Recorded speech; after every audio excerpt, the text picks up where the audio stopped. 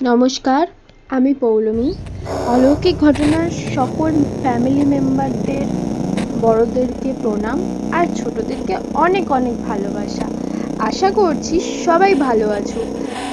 আমাদের আজকের যে গল্পটা পাঠিয়েছে কোন্নগর থেকে সঞ্জয় বলে একজন। তাহলে গল্পটা শুরু করা যাক। তো বলতে গেলে আমি একদিন ক্যাটারিংয়ে যাচ্ছিলাম আর আমার গার্লফ্রেন্ড ফোন করে, আমার গার্লফ্রেন্ডের নাম ছিল প্রিয়াঙ্কা। প্রিয়াঙ্কা বলছে, তুই কখন আসবি, তোর জন্য তো মাংস রান্না করেছি আমি বললাম, তুই মাংস রান্না করেছিস সত্যি? আমি তো ভেবেছিলাম ইয়ার্কি, তারপরে না, এটা তো সত্যি। আমি প্রিয়াঙ্কাকে বললাম আমার বাড়ি আসতে রাত্রির 1টা বেজে যাবে। প্রিয়াঙ্কা বলল, আচ্ছা ঠিক আছে, আমি তোর জন্য না হয় পুকুর পাড়েই ওয়েট করব, তুই চলে আয়। আমিও বললাম ঠিক আছে। প্রিয়াঙ্কা পুকুর পাড়ে মাংসের বাটি নিয়ে অপেক্ষা করছিল, তারপর আমি আসি। প্রিয়াঙ্কা আমাকে বলল, জানিস সঞ্জয়, আমি যখন এখানে মাংসের বাটি নিয়ে দাঁড়িয়েছিলাম তখন আমার যেন মনে হচ্ছিল কেউ যেন আমার পিছনে দাঁড়িয়ে আছে, গাটাও কিরকম ছমছম করছিল।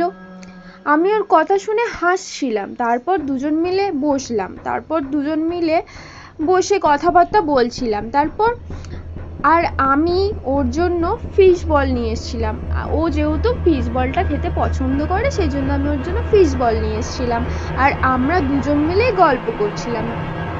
তখন রাত্রি 1:30 বাজে। তখন প্রিয়াঙ্কা বলল, কিরে মাংসটা খাবি না নাকি? বাড়িও তো যেতে হবে, কত লেট হয়ে গেছে বলতো। আমি তখন মাংসের বাটিটা দেখলাম, ওর মধ্যে কোনো মাংসই নেই, ওর মধ্যে শুধু পড়ে আছে আলু। তখন দুজন মিলেই চমকে গেলাম। তখন দুজনকেই দেখছি আমরা, যে কি হলো ব্যাপারটা, মাংসটা কোথায় গেল। প্রিয়াঙ্কা বলল, কি হলো? তারপর আমরা দেখলাম গাছের ওপর থেকে কেউ মাংসের হাড়গুলো যেন ছুঁড়ে ছুঁড়ে ফেলছে। প্রিয়াঙ্কা তো চিল্লে আমাকে জড়িয়ে ধরলো, আমারও ভয় লাগছে। তারপর গাছের উপর থেকে তাকিয়ে দেখলাম দুটো লাল লাল চোখ। তারপর প্রিয়াঙ্কা আর আমি বাড়ির দিকে দৌড় দিলাম। তারপর বাড়িতে প্রিয়াঙ্কারও ঘুম হয়নি আর আমারও ঘুম হয়নি ভয়তে। সারা রাত্রির আমাদের দুজনের ভয় লেগেছে। প্রিয়াঙ্কাও প্রিয়াঙ্কার বাড়িতে আছে আর আমিও আমার বাড়িতে, দুজনেরই ভয় লাগছে, কারোরই ঘুম হয়নি রাতে। পরের দিন সকালবেলা আমরা দুজন মিলে ঠিক করলাম যে জিনিসটা যেটা হয়েছে সেটা মসজিদে যাওয়া যাক, মসজিদে গিয়ে কি হয় দেখি। তো আমরা মসজিদে যখন গেলাম তখন মসজিদে আমাদেরকে বলল যে তোমাদের পিছনে ভূতটা 3 দিন থাকবে।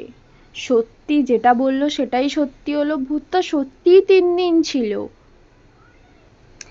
আমাদের গল্প তো এখানেই শেষ। যদি আমাদের গল্পটা আপনাদের ভালো লেগে থাকে তাহলে লাইক আর কমেন্ট করে জানাবেন আমাদের গল্পটা কেমন লাগলো। আর যদি আমার চ্যানেলের আপনারা নতুন সদস্য হয়ে থাকেন তাহলে চ্যানেলটাকে সাবস্ক্রাইব করে দেবেন। আজকে এখানের জন্যই আমরা গল্পটা স্টপ করলাম। আমাদের গল্প এখানেই স্টপ। পরের নতুন ভিডিও পেতে বা নতুন গল্প শুনতে আমাদের চ্যানেলটাকে সাবস্ক্রাইব করে দেবেন, আমাদের পাশে থাকবেন, আমাদের সাথে থাকবেন।